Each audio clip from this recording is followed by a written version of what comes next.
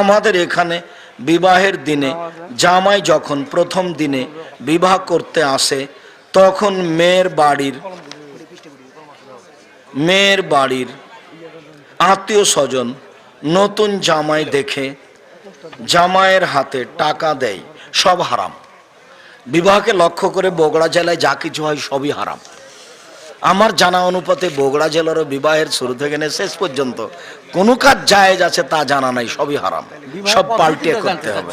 বিবাহের পদ্ধতি, বর থাকবে, দুজন সাক্ষী থাকবে, আগে খুতবা হবে, তারপর মেয়ের পিতা বলবে এত নগদ এত বাকিতে আমার মেয়ে তোমার সাথে বিবাহ বন্ধনে আবদ্ধ হতে রাজি, তুমি তাকে স্ত্রী হিসেবে কবুল করো।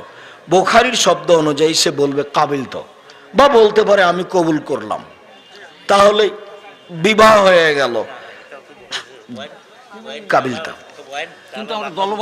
রাসূল সাল্লাল্লাহু আলাইহি সাল্লাম দলবদ্ধভাবে যাওয়া নিষেধ, দলবদ্ধভাবে যাওয়া নিষেধ। মেয়েদের কাছে বিবাহ পড়ানো হবে না, মেয়েদের অনুষ্ঠানে ওখানে মহিলারা যেতে পাবে না।